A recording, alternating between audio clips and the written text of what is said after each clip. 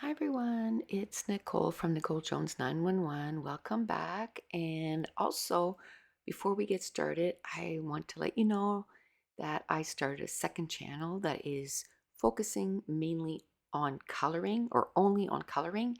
And the link is in my description down below. It's just Nicole Jones 911 Colors. And these pages that we're going through for the next few weeks, I actually got done. It was either a year ago or 2 years ago. It's been a long time, but I've never shared the layouts. I kind of put them in a file or a folder and on my computer and kind of forgot about it. And then, I needed to make storage on my computer and I was looking at what could be deleted. And then I saw this and I'm like, hey, that is 7 layouts that I could share. This layout here took me 21 minutes to make. This is only at double speed. And I attribute that to the fact that before I go to crops, I make page kits. And in those page kits, I have everything that I need to make that layout. So when I open up, when I take the stuff out from the kit, it's like, okay, so I have these papers that I can use on this layout. I have these embellishments. I have these rub-ons. Let me see how I can, arrange this on the layout. And I just go with it. And a lot of times my page kits, I make them out of scraps. So like that piece of pink pattern paper, it was that size. So I didn't even have to cut it down. I just said, okay, it's about 4 by 8. And instead of putting it in the middle of the layout, I'm going to put it off to the right side. And then those digital files that my son made, it's actually still available on our store at NicoleJones91.com. And it's these frames. And when I print them off, there's, I think, 4 in a row. And I like to keep things in threes. So what I did was I just cut those 3 together and I didn't cut the inside, like the white space in between them.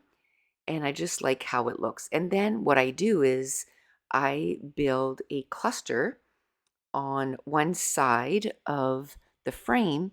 And even though the embellishments go inside that first frame, I still have 2 other frames where I can do my journaling. Another thing that makes it even, I guess, faster is a lot of times before I go to the crop, I make sure that all my 2-inch viewfinders are punched out or circles, all my labels are cut out, everything is cut out. So when I get there, I don't waste any time cutting anything out. I just build the page. And then, when I was looking at what I had, I saw this little piece of pattern papers. I think it's polka dots or hearts, little hearts. And I thought, you know what? There's a little white space there. I'm just going to put the hearts underneath and it just kind of extends it to the side and it just makes it so that um, that pink pattern paper doesn't look like it's floating anymore. It's actually like ground to the page. Okay, so while I'm working on this layout, I'll just give you a little update. I was talking about where I keep the room where I keep my soaps and how before Christmas, I just moved a bunch of stuff around. It just felt so overwhelming. And it's just a reminder that sometimes a task can look really overwhelming.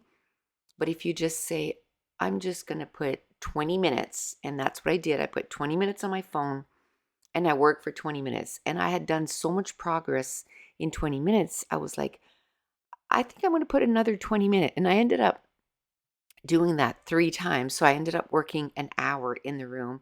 And already it looked like so much better. And then the next day I did the same thing. And less than an hour, the entire room was put back together. Everything was organized. And what a feeling, right? The same as when I cleaned my room a couple weeks ago. It was just like, as a matter of fact, I went up the next day or the day, a couple days later, and I completely forgot that I cleaned it. And I just walked in there and it just feels so good. And I've caught myself walking into what I call my soap room, but it's got other stuff in there. It's got, a bunch of bookcases with my books and all that stuff. But I, walked in a few times just to feel like, oh, this feels so good. So sometimes if, a task looks unattainable, just break it down into 15, 20-minute time. Like just put 20 minutes and say, I'm going to work for 20 minutes and then I'm going to, come back to it another day. And so that is now not occupying space in my brain. It feels great. Now, the next task that I need to do is I had a wooden desk in that room and I moved that in my bedroom, and I've been slowly putting stuff, my coloring stuff, onto that desk. Well, it needs some organizing. And again, that's probably something that's going to take me maybe half an hour, 45 minutes, just to, because I just kind of put everything in the drawers and everything. So now I just got to sit there and say, okay, what container can I put in there so that I can organize stuff?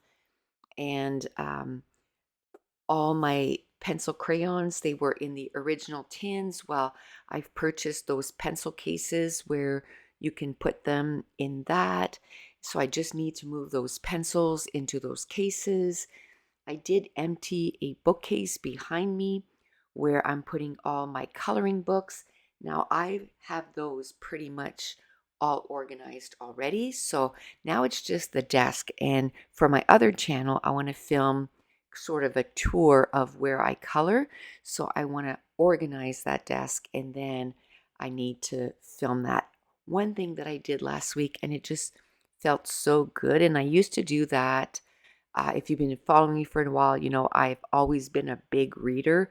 Well, since my daughter got sick, I just cannot read.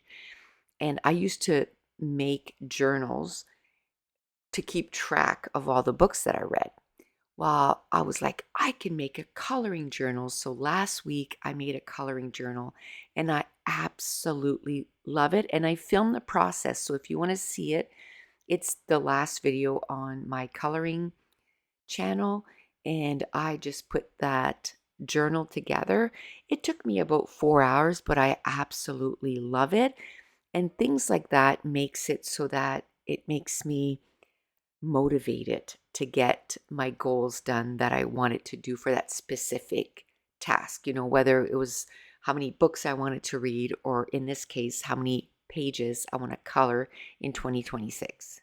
And we just have a couple minutes left, so I thought I would give you an update on my daughter, the one that had the brain surgery. She saw the neurosurgeon last Friday, and she was telling him that she's starting to feel cold and hot in her right hand.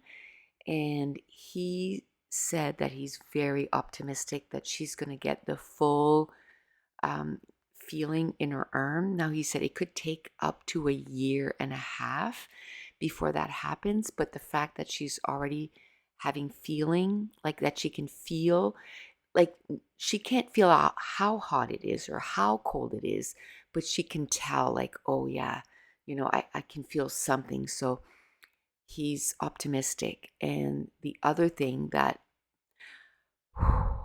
it made me cry so hard was he said that now that, she's on the other side of it, he said, you were one sneeze away from being a quadriplegic. That's how bad it was by the time he did the surgery. And we knew, that it was bad, but when you hear it that way, it's just, and she was telling me and I was just crying and she says, Mom, I'm okay. And I said, I know, but oh my goodness, it's a lot.